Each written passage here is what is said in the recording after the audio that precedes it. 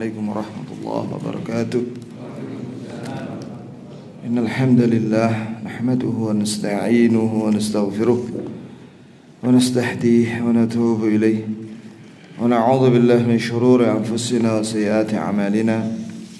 من يهده الله فلا مضل له ومن يضلل فلا هادي له. أشهد أن لا إله إلا الله وحده لا شريك له وأشهد أن محمدا عبده ورسوله صلى الله عليه وعلى آله وأصحابه ومن تبعهم بإحسان إلى يوم الدين وسلم تسليما كثيرا. ثم أما بعد. Jamaah sekalian, barakallahu li wa lakum. Kita lanjutkan pembacaan kitab Sifatu Salat Nabi sallallahu alaihi wasallam min at-takbir ila at-taslim ka'annaka taraha, yaitu sifat salat Nabi sallallahu alaihi wasallam dari takbir sampai salam seolah-olah engkau melihatnya. Di sini masih dalam muqaddimah, yaitu aqwal a'immatul madzhabul arba'ah,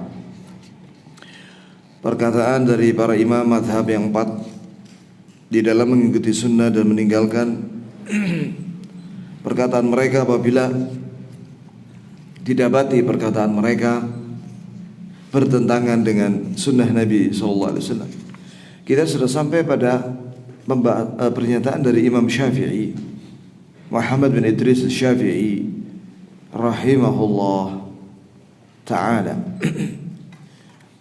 yaitu beliau pada poin yang keempat, beliau rahimahullah menyatakan idza sahal hadits fa huwa madhhabi.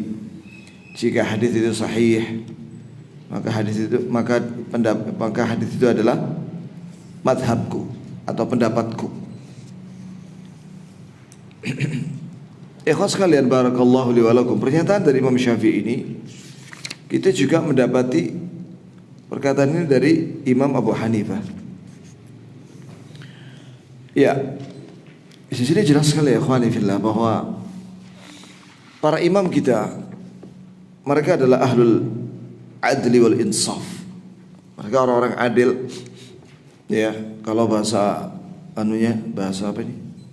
Bahasa mustalah hadisnya, mereka itu orang-orang udul, orang-orang yang terpercaya akidahnya dan ilmunya. Ya, di antaranya Imam Syafi'i rahimahullah taala.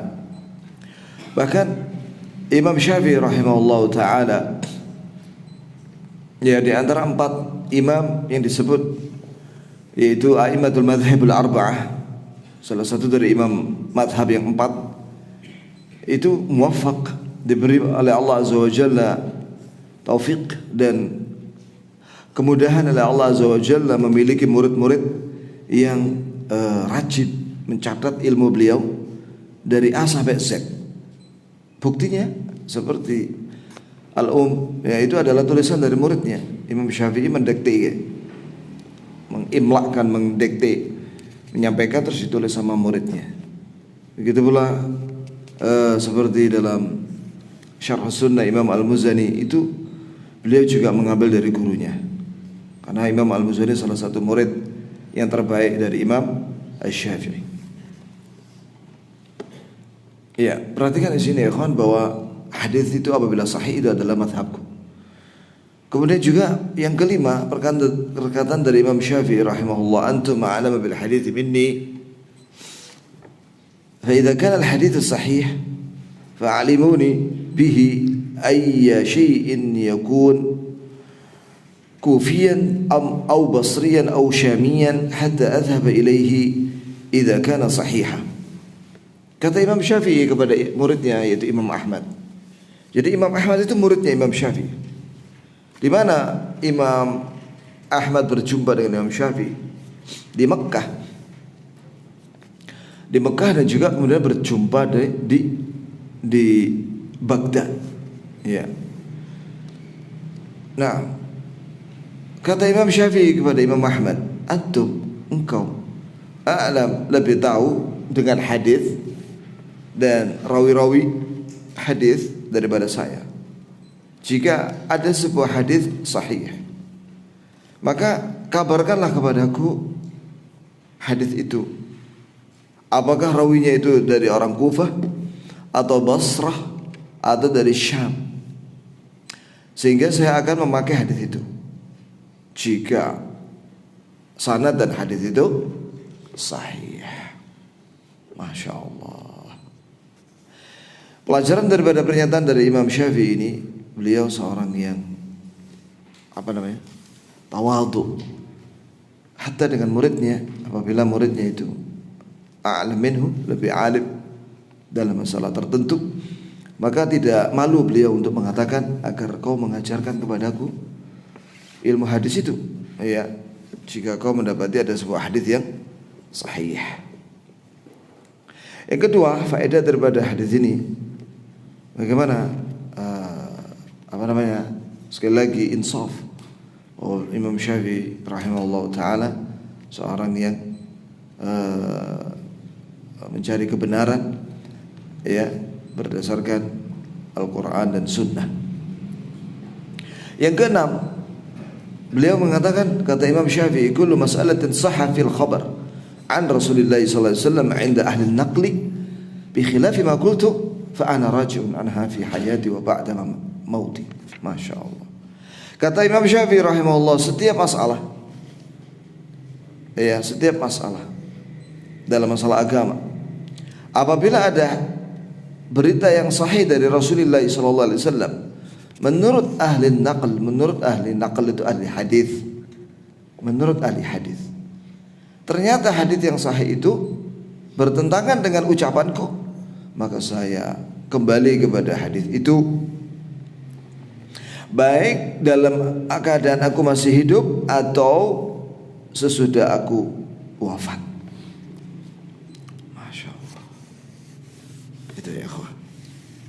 Cuman gini ya ikhwani fillah, diterangkan kemarin waktu pengajian Sahih Bukhari, ya, bahwa Syekh Ibn Utsaimin menjelaskan bahwa orang-orang yang menyelisihi ahlu sunnah wal jamaah, madhab salaf, ya, baik dalam masalah akidah, terutama dalam masalah akidah, itu mereka baca dalil, bahkan dalilnya sama, Ar-Rahman 'alal 'arsy istawa.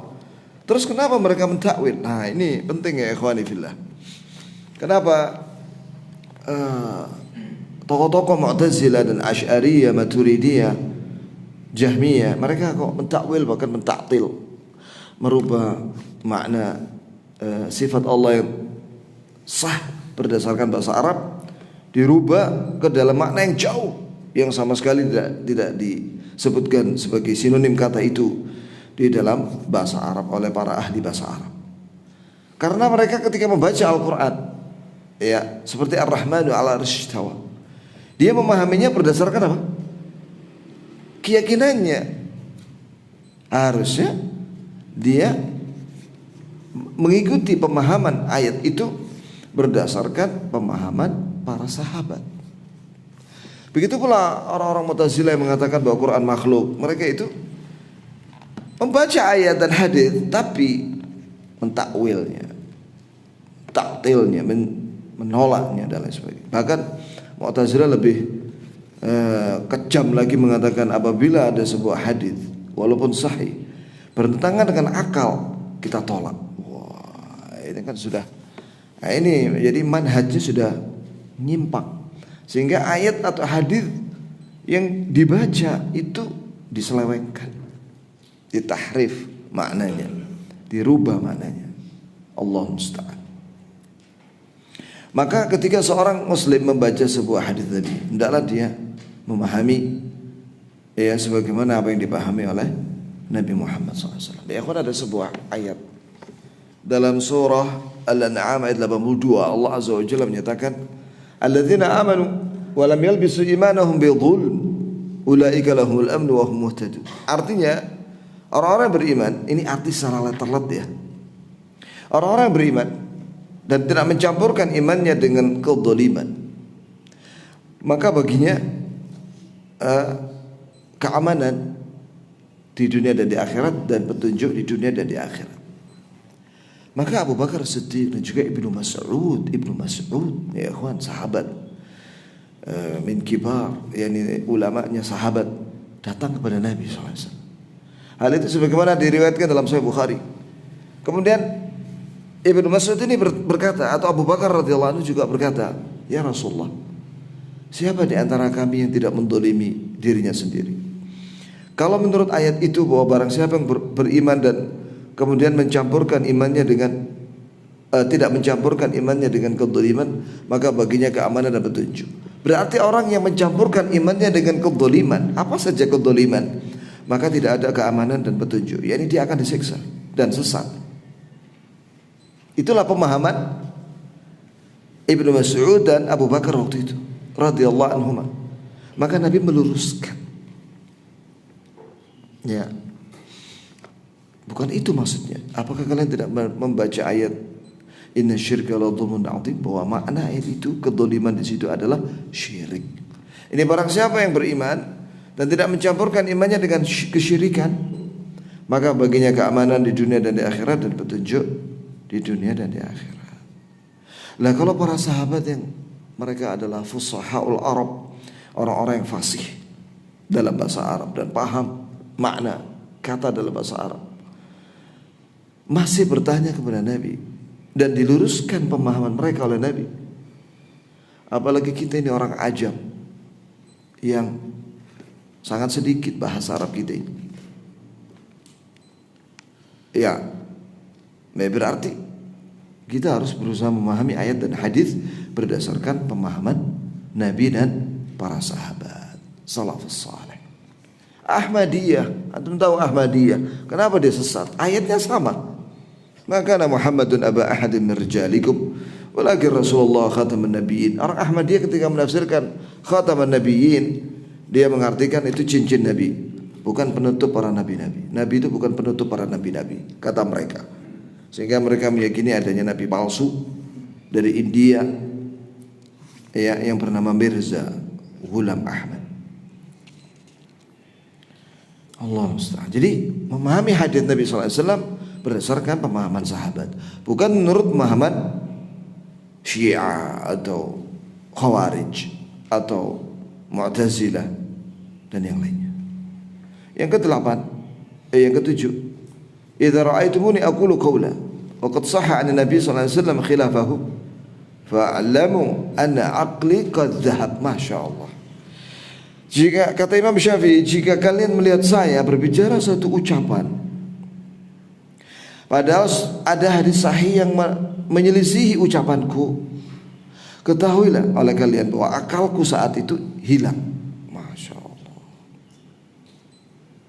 Berarti akal yang sehat apabila akal itu mencocoki, menyetujui hadis Nabi SAW.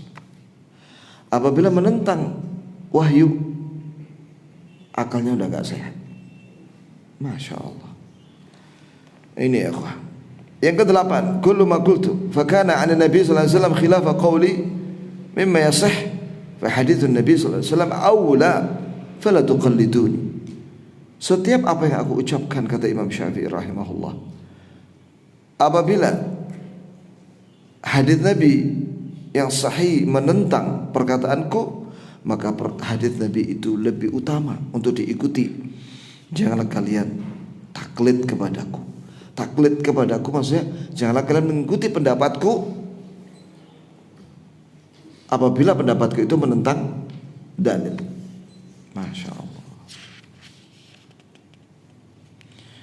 Kullu hadithin, yang ke-9, kullu hadithin dari Nabi sallallahu alaihi wasallam fa huwa qawli.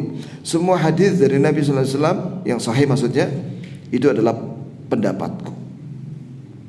Wa illam tasma'uhu minni, walaupun kalian tidak mendengarnya dariku. Masya Allah. Di sini sekali lagi tawadhu'nya Imam Syafi'i rahimahullah. Beliau menyadari bahwa beliau manusia biasa yang tidak mungkin bisa membaca semua atau menghafal semua hadis Nabi sallallahu alaihi wasallam, ya, atau mungkin beliau sudah pernah baca sebuah hadis kemudian beliau terlupakan, ya, sehingga apabila seorang mendapati perkataan beliau, ya, perkataan dari Nabi sallallahu alaihi wasallam yang belum pernah disampaikan oleh Imam Syafi'i, maka Imam Syafi'i berikrar bahwa apa yang diucapkan oleh Nabi itu adalah perkataanku. Kemudian perkataan dari Imam Ahmad sekarang, Imam Ahmad bin Muhammad bin Hanbal, lebih masyhur Imam Ahmad bin Hanbal rahimahullah. Kata Imam Syekh Al-Albani di sini dikatakan, adapun Imam Ahmad perkataannya jauh lebih banyak. Apa namanya? Beliau lebih banyak mengumpulkan sunnah Nabi, dan beliau orang yang sangat berpegang dengan sunnah Nabi. Iya, begitu ya, akhwah. Sampai beliau tidak mau membuat rincian-rincian masalah-masalah yang itu tidak ada dalilnya. Di antaranya perkataan Imam Ahmad mengatakan, la tuqallidni wa la tuqallid Malikan wa la Syafi'i wa la Al-Auza'i wa la Thawri wa khudh min haitsu akhadhu. Janganlah kalian taklid denganku, dengan kalian taklid dengan Imam Malik dan dengan Imam Syafi'i, dengan Imam Al-Auza'i, dengan Imam Sufyan Ats-Tsauri, tapi ambillah dalil ketika mereka berpendapat. Ikhwani fillah, mazhab para imam, para ulama, baik yang 4 maupun yang lainnya, yang ahli sunnah, itu kita ambil faedahnya. Apa faedahnya kita belajar mazhab? Para ulama mazhab, mereka itu meletakkan, memudahkan umat Islam untuk mempelajari fikih secara urut. Dan yang pertama kali meletakkan bab-bab fikih secara urut itu Imam Abu Hanifah. Dari mulai bab tohara, wudu, najis dan lain sebagainya sampai akhir. Iya. Ya, ibaratnya kalau zaman sekarang ini ada orang ahli masak. Ini bahan-bahan makanan, bumbu-bumbu masakan, ya, rempah-rempah dan lain sebagainya, ada daging, ada tempe dan lain sebagainya. Ahli masak ini, maka dia meracik ini yang namanya bumbu-bumbu ini dan memasaknya sehingga rasanya enak. Kemudian dia bikin tulisan bagaimana cara bikin masakan ini. Daripada antum beli sendiri di pasar, ya, antum beli sendiri bumbu-bumbunya, ya, setelah itu tanpa ilmu ngeracik dewi. Kira-kira jadi nggak makanan itu ya, kawan? Ya kalau jadi ya jadi mungkin, tapi rasanya embuk, ya kan? Nah begitu pula para ulama kita, mereka itu apa namanya, punya jasa besar di dalam agama ini, yaitu mereka meletakkan bab-bab, ya, baik dalam masalah akidah atau dalam masalah fikih, dalam masalah akhlak, sehingga kita ini umat Islam, kita ketika belajar bab akidah dan fikih dan akhlak menjadi mudah. Makanya kita istifadah dari buku-buku madhab. Begitu ya ikhwah. Bahkan kata Syekh Ahmad Bazmul, seorang ulama di Mekah, bahwasanya ternyata setiap pendapat, fatwa para ulama sekarang ini, ulama salafin, ternyata tidak keluar dari fatwanya para ulama madhab. Syafi'i, Abu Hanifah, Malik, Syafi'i, Ahmad, kemudian siapa lagi? Daud Adz-Dzahiri, kemudian ulama-ulama yang lainnya. Tidak keluar dari pendapatnya para ulama dahulu, yang dari kalangan atba'ut tabi'in dan tabi'in dan para sahabat. Dan itu dibahas dalam usul fiqh, bahwa para mujtahidin, para mufti yang datang belakangan, ya, mereka ketika berpendapat satu pendapat, apapun pendapat itu, tidak akan keluar dari apa yang sudah dibicarakan ulama dahulu. Inilah mazhab salaf.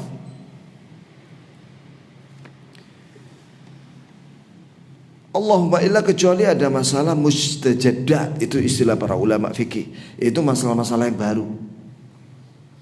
Seperti ada narkoba zaman sekarang, ya, seperti ini juga apa nih, beribadah di masa pandemi corona ini. Ada fatwa-fatwa yang baru yang ada di zaman sekarang ini. Dikira orang baru, dikira orang menentang hadis, ternyata tidak. Dan itu sesuai dengan sunnah Nabi SAW. Seperti para ulama sekarang di Saudi, mereka berfatwa awalnya sholat di rumah, ya kan? Iya kan?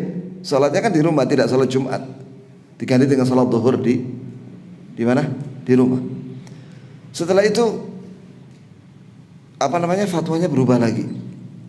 Boleh sholat di masjid, tapi caranya renggang-renggang sampai hari ini. Dan itu ada fatwa dari ulama dahulu juga yang seperti itu ya akhwah. Antum baca deh ya bagaimana dalil dan penjelasan para ulama.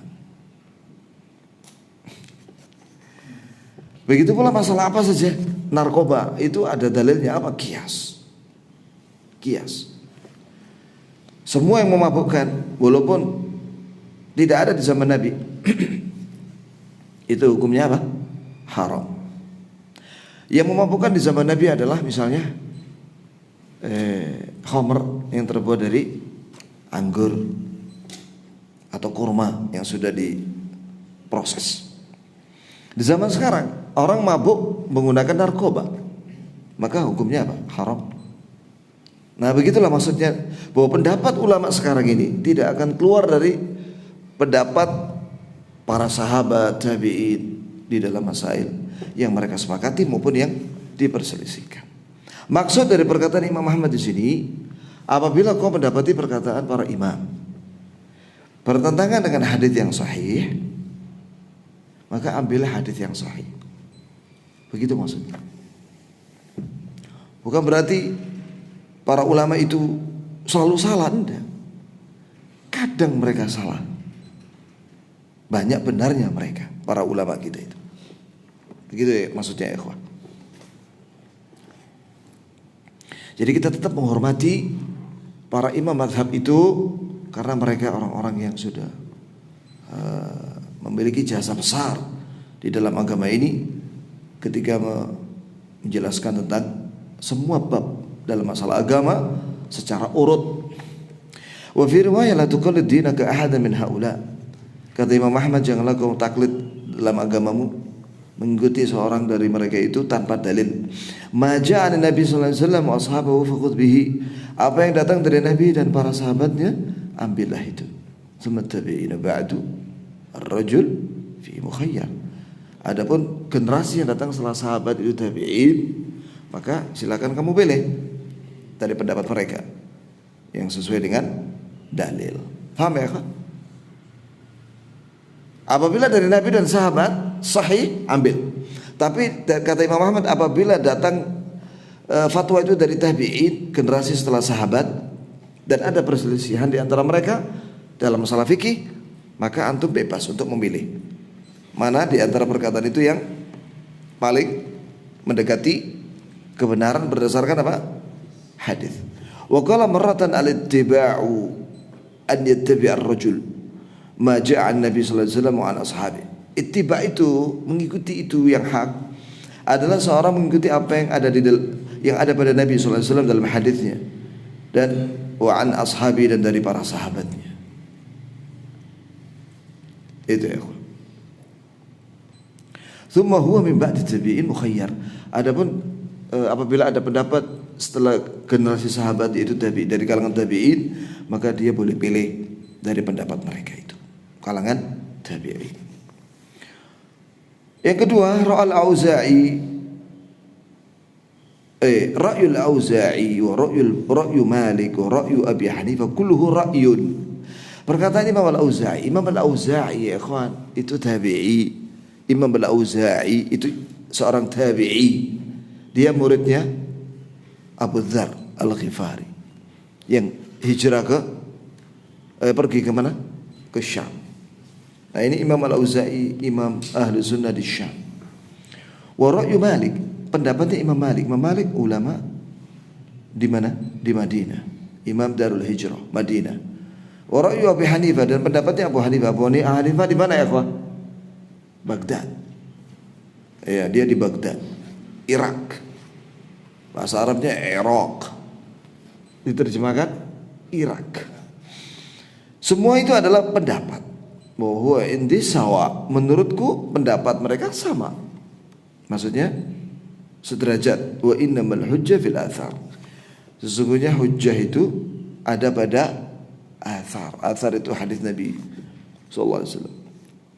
Yang ketiga, meradda hadits Rasulullah sallallahu alaihi wasallam wa ala syafa halakatin. Kata beliau, kata Imam Ahmad rahimahullah, barang siapa yang menolak ya Allah, hadis Rasulullah, maka orang itu berada di pinggir jurang kehancuran. Ini perhatikan ya Allah. Barang siapa yang menolak hadis Rasulullah sallallahu alaihi wasallam, adalah hadis itu sahih atau hasan, maka sungguh dia berada di pinggir jurang kehancuran. Ini dia akan tersesat. Dia tersesat. Assalamualaikum. Kemudian Syekh Al-Albani menyatakan tilka hil aqwalul a'immatu radhiyallahu taala anhum fil amri bitamassuki bil hadis. Itulah perkataan para imam mazhab.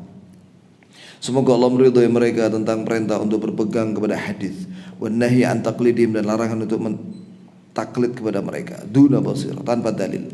Wa hiya minal wuduhi wal bayan. Ini jelas dan jelas terang, bihaitsu la tuqbal jadala wala ta'wila, tidak diterima lagi perdebatan dan takwil lagi dari perkataan mereka. Wa oleh karena itu setiap muslim fa inna man tamassaka bi kulli ma thabata fi sunnah. Oleh karena itu kata Syekh Al-Albani, barang siapa yang berpegang kepada hadis yang sahih, walau khalafa ba'dha aqwalil a'immah, walaupun bertentangan dengan perkataan para imam, la yakunu mubayyinan li madhhabihim, itu berarti tidak menentang madhab mereka. Faham ya? Misalnya antum mendapati perkataan imam madhab bertentangan dengan hadis, misalnya ketika antum berpegang kepada hadis dan tidak memakai perkataan imam mazhab itu, ketahuilah sebenarnya antum sedang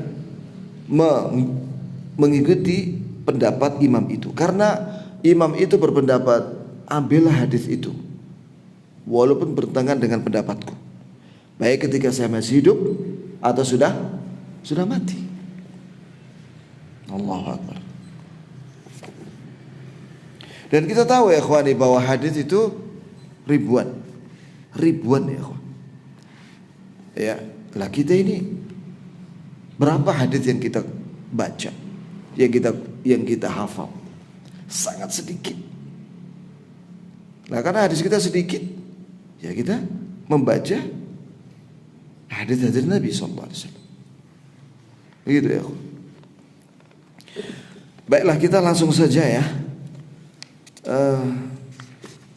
pada pembahasan salat.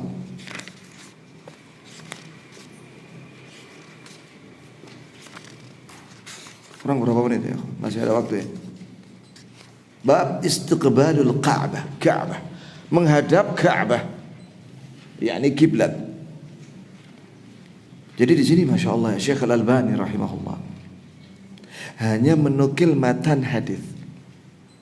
Matan itu isi hadis, perkataan Nabi atau perbuatan Nabi yang ditulis oleh sahabat, yang diceritakan oleh para sahabat, atau ayat. Paling beliau Syekh Al-Albani hanya menambah wa dan. Coba lihat, subhanallah. Kemudian setiap hadis yang beliau sampaikan di sini dikasih catatan kaki. Isinya tentang apa? Bahwa ini sahih, hasan, dan faedah-faedah yang penting. Menghadap Ka'bah. Kana Rasulullah sallallahu alaihi wasallam idza qama ila salati istaqbala al-Ka'bata fil fardi wan nafli, fil fardi wan nafli. Bahwa Rasulullah sallallahu alaihi wasallam dahulu jika berdiri untuk salat, beliau menghadap Ka'bah. Baik ketika salat wajib maupun salat sunnah. Ya, ataupun catatan kakinya antum baca sendiri lah ya. Gitu ya, kok. Sahih. Sebagaimana nanti dalilnya dari Al-Quran juga ada. Wa amara sallallahu alaihi wasallam bidzalika faqala. Dan Nabi sallallahu alaihi wasallam menyuruh agar kita menghadap Ka'bah. Sebagaimana Nabi sallallahu alaihi wasallam berkata kepada sahabat yang digelari di sini oleh para ulama ahli hadis, al-musi' salatahu. Orang yang salatnya buruk. Karena dia pernah salat di hadapan Nabi sallallahu alaihi wasallam, cepat sekali salat. Saya mau tanya antum, siapa sahabat itu? Ada yang tahu? Hah? Dia adalah Khalad bin Rafi'. Khalad bin Rafi'. Catat ya, itu faedah, itu catat. Ini orang yang buruk salatnya, maksudnya Khalad bin Rafi'. Apa kata Nabi ketika melihat sahabat ini salatnya cepat sekali? Ya, kata beliau, idza qumta ila salati fa asbighul wudu. Jika Anda mau salat, maka sempurnakanlah wudu'mu. Thumma istaqbilil qiblata fakabbir. Kemudian adalah kau menghadap ke kiblat. Kemudian takbirlah, ini takbiratul ihram. Kelengkapan daripada hadis itu, thumma qra' ma tayassara ma'aka minal Qur'an. Kemudian bacalah apa yang mudah bagimu dari Al-Qur'an, ini Al-Fatihah dan surat-surat pendek. Thumma rka' hatta tatma'inna raki'a. Kemudian rukuklah Anda dan rukuklah dengan tenang. Thumma rfa' hatta ta'tadila qa'ima. Kemudian bangkitlah dari rukuk, berdiri i'tidal dengan lurus dan lurus dengan lurus. Hatta ta'tadila qa'ima, sampai lurus kamu berdiri. Thumma sujud hatta tatma'inna sajida. Kemudian sujudlah Anda sampai kau tenang sujud. Thumma rfa' hatta tatma'inna jalisa. Kemudian bangkitlah dari sujud menuju duduk di antara dua sujud. Duduk dalam keadaan tenang. Itulah yang dimaksud dengan tumaknina. Makanya para ulama mengatakan bahwa tumaknina itu hukumnya apa? Rukun sholat. Sangat disayangkan ya ikhwan, sebagian masjid ya di sana di Malang Selatan itu kalau sholat cepat sih. Ya. 4 rakaat itu 3 menit. Bayangkan coba. 4 rakaat 3 menit. Musibah. Ya. Belum sampai dakwah di masyarakat luas ya. Kita ini ya ikhwan kalau enggak belajar agama di masjid atau di rumah, hadis-hadis Nabi sallallahu alaihi wasallam atau ceramahnya para ulama salaf, ya kita tidak akan pernah berubah sampai mati. Pentingnya di sini ilmu. Nah, syahidnya, syahid itu perkataan Nabi yang sesuai dengan bab, karena babnya tentang apa? Menghadap Ka'bah. Itu sabda Nabi sallallahu alaihi wasallam, "Tsumma istaqbilil qiblah." Kemudian hendaklah kamu menghadap Ka'bah atau kiblat. Nah,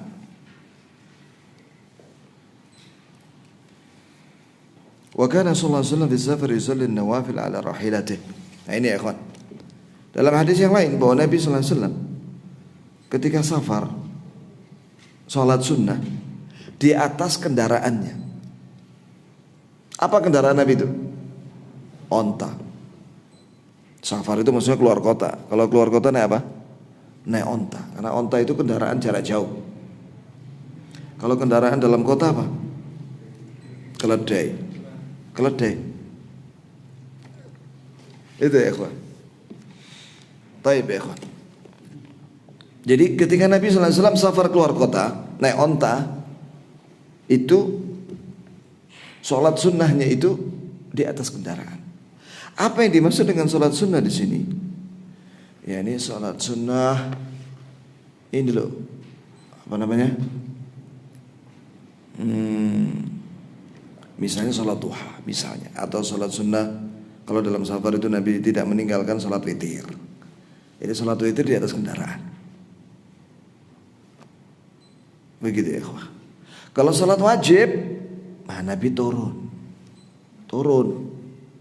dari onta, sholat di bawah.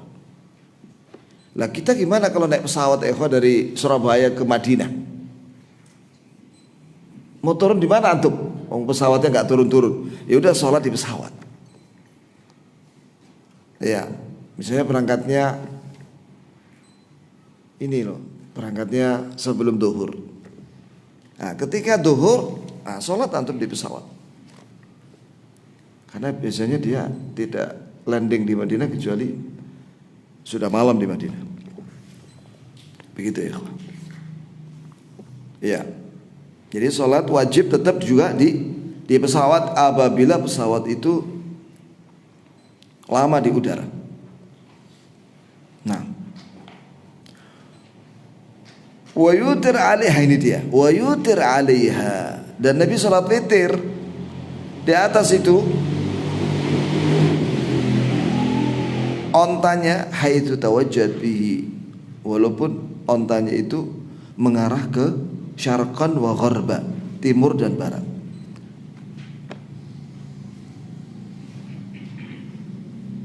Nanti ada kejelasan bahwa Nabi kalau mau sholat sunnah witir dihadapkan dulu ontanya ke arah kiblat.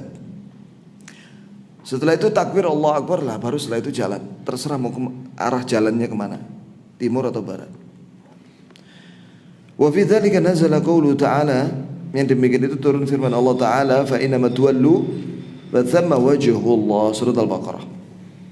Ayat yang berbunyi dimanapun kalian menghadap, wajah kalian ketika sholat, ketika safar itu di atas kendaraan, fa thamma wajhullah, kalian mendapati atau menghadap wajah Allah. Begitu pula ketika naik pesawat, ya.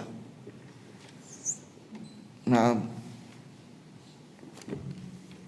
kalau pesawat Saudi itu ada penunjuk arah kiblat, gitu ya. Jadi misalnya arahnya ke Amerika misalnya, naik Saudi misalnya ini. Alhamdulillah di pesawat Saudi itu ada musola, ada tempat untuk sholat maksudnya, sehingga orang bisa kemana arah kiblat itu. Nah, bagaimana kalau pas gak ada musolanya? Ya antum kan bisa lihat misalnya arah kiblat sana Mekah, hadapkan dulu ke sana, miring dulu, Allahu Akbar, baru setelah itu duduk ngadep nang Amerika, misalnya seperti itu ya. Wa kana ahyan idza arada an yatatawwa ala naqatihi istaqbala bil qiblah. Wa Nabi sallallahu alaihi wasallam kadang-kadang ketika mau salat sunnah di atas ontanya, Nabi hadapkan dulu itu wajahnya onta itu ke arah kiblat, fakabbar, kemudian Nabi takbir, thumma shalla haitsu wajjahu rikabahu. Maka Nabi setelah itu salat menghadap kemana arah daripada jalan yang dituju. Jelas ya Pak?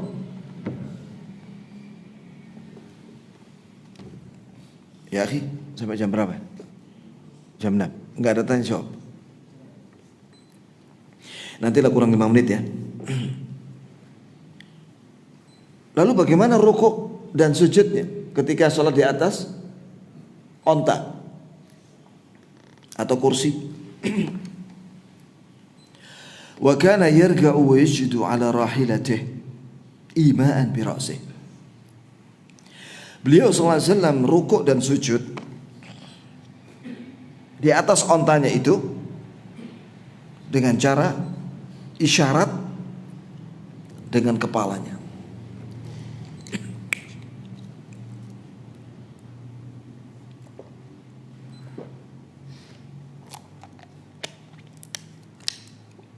Jadi isyarat dengan kepalanya begini ya, ikhwah. Ini rukuk. Ketika sujud lebih nunduk lagi. Itulah yang dimaksud dengan isyarat dengan kepala. Ingat loh, Nabi di sini bahwa Nabi ketika memberi isyarat hanya dengan kepala, bukan dengan punggung. Jadi lebih mudah. Alhamdulillah. Lalu wa yaj'al as-sujud akhfad min ar-ruku'. Dan Nabi menjadikan menundukkan kepalanya ketika sujud lebih menunduk daripada rukuknya. Jelas ya? Rukuk, sujud lebih menunduk itu. Alhamdulillah, mudah. Wa kana idza arada an yusalli al-fariidha nazal fastaqbala al-qiblah. Apabila beliau ingin salat wajib, maka beliau turun dari onta kemudian menghadap kiblat. Artinya kalau antum misalnya bawa mobil pribadi ya, salat di masjid di pinggir jalan, ini mudah lah itu, sudah nggak ada masalah. Misalnya nggak ada masjid, masuk waktu sholat, sholatlah minggir dulu, begitu ya akhwah. Di awal waktu jam'an wa qasran, jama' dan qasar, duhur asar atau maghrib isya. Selanjutnya, ya, kecuali apabila tidak bisa turun, karena naik kereta api dari Malang menuju Jakarta, tidak bisa turun ya, akhirnya tinggal kalau antum turun ya. Belum pernah ada kawan saya turun, dia tidak tahu kenapa kok turun dia lama-lama itu, ditinggal betulan sama kereta api itu, ya. Wah. Nah ini. Nah, kemudian ya kurang 3 menit. Wa amma fi salatil khauf syadid. Nah ini ya ikhwan. Adapun ketika salat dalam kondisi takut. Takut di sini maksudnya dalam kondisi perang. Perang berhadapan-hadapan dengan musuh. Ya ikhwan, perang itu berapa lama? Perang itu bisa sampai 3 hari 3 malam ya ikhwan. Lempar-lemparan panah itu dan duel 1 lawan 1 dalam peperangan itu sampai 3 hari 3 malam. Perang Siffin itu 3 hari 3 malam, yang meninggal 40.000 orang. Nah ketika 3 hari 3 malam perang, gimana coba sholatnya? Nah ini dia. Faqad sanna sallallahu alaihi wasallam li ummati an yusallu rijala qiyama ala aqdamihim aw rukbana mustaqbil al-qiblata aw ghair mustaqbiliha. Ini cara sholatnya ketika dalam kondisi sangat ketakutan itu, ya, adalah sambil berlari. Jadi sambil berlari itu sholat. Allahu Akbar, sambil berlari. Qiyaman, dalam keadaan berdiri, ala aqdamim, di atas kaki mereka, yang berlari dari sambil berdiri, atau rukbana, atau naik kendaraan. Jadi sholat sambil naik kendaraan, baik menghadap kiblat atau tidak menghadap kiblat. Ini dia ya ikhwah. Nah, dan Nabi sallallahu alaihi wasallam bersabda, idza ikhtalatu, apabila ikhtalatu begini. Jadi pasukan mujahidin di medan perang berjumpa dengan kafirin di medan perang. Ikhtalatu, duel 1 lawan 1, bahkan lebih dari 1. Fa innama huwa takbir wal isyaratu bir ra's. Cara salatnya adalah dengan takbir dan isyarat dengan kepala. Jadi bibir tetap bergerak, Allahu Akbar, Allahu Akbar kabir, alhamdulillah katsira, subhanallah wa tawasila, sambil perang begini. Kemudian baca Al-Fatihah, ya sambil perang. Kalau rukuk gini aja,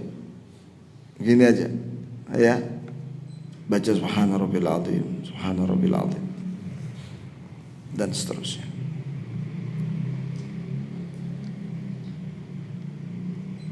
Wa kana sallallahu alaihi wasallam yaqul, ini yang terakhir barangkali. Wa Nabi sallallahu alaihi wasallam bersabda, ma bainal masyriq wal maghrib qiblah. Antara timur dan barat adalah kiblat. Ya, antum catat ya sampai sini ya. Jadi ingatkan saya insyaallah Rabu depan biidznillah taala. Antara timur dan barat adalah kiblat bagi orang yang dalam kondisi takut. Gitu ya.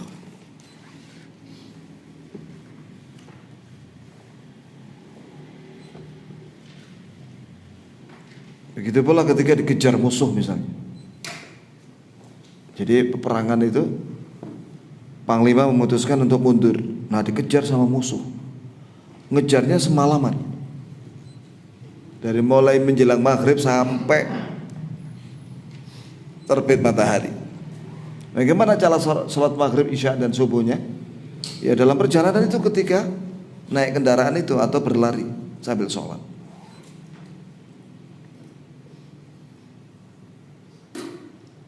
Saya pernah dikasih cerita sama seorang ikhwan kita, seorang ustadz. Sudah meninggal dia rahimahullah. Dia pernah ikut perang di Afghanistan, memerangi Soviet komunis yang menjajah Afghanistan waktu itu. Maka dalam suatu peperangan dia itu bersama orang mujahidin di puncak gunung. Ada pos di situ. Di situ ada senjata berat, meriam. Apa nih?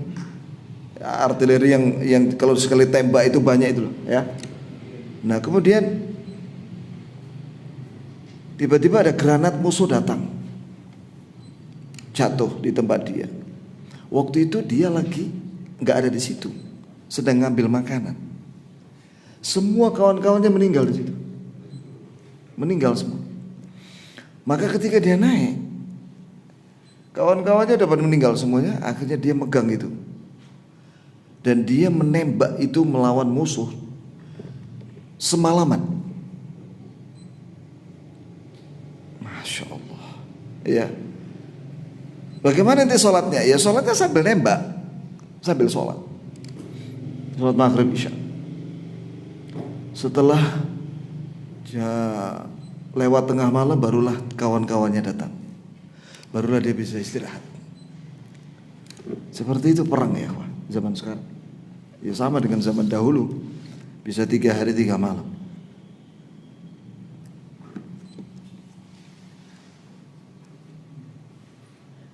Apa ada pertanyaan tentang bab sholat?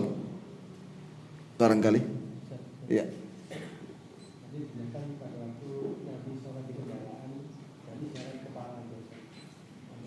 Betul, sholat sunnah ya. Ada orang sholat di masjid dengan kursi, apakah juga cukup mengangkat kepala dengan gerak badannya? Tergantung, orang yang sholat di kursi itu ada 2 macam. Ada yang dia memang gak kuat berdiri lama-lama. Kalau dia berdiri lama-lama jatuh dia, maka sebaiknya dia duduk. Tapi dia sanggup untuk rukuk sambil berdiri sebentar, duduk lagi. Sujud begitu pula, bisa dia sujud di karpet. Yang kedua, ada orang sholat sambil duduk, betul-betul dia tidak bisa rukuk normal dan sujud normal. Maka adalah dia sujud dan rukuk di atas kursinya dengan isyarat kepala ketika rukuk dan sujud. Itu ya. Nah, yang penting ya ikhwani, fattaqullaha mastata'tum, bertakwalah kepada Allah semampu kalian. Ini laksanakanlah ibadah salat ini dengan sekuat tenaga. Apabila tidak sanggup karena sakit, maka boleh sambil duduk. Ada sebagian orang malas ya ikhwan, tidak mau dia berdiri, pengennya duduk. Bukan karena sakit tapi apa? Malas. Ini berkurang pahala. Dan Allah menyuruh kita untuk sholat sambil berdiri. Wa qumu lillahi qanitin. Sholatlah kalian berjamaah bersama orang-orang yang berdiri sholat. Bagi yang sakit barulah boleh duduk. Bagi yang sakit, bukan yang malas ya. Itu ya. Ada lagi? Hah? Mengenai sholat sunnah di atas kendaraan. Hah? Sholat sunnah yang di atas kendaraan.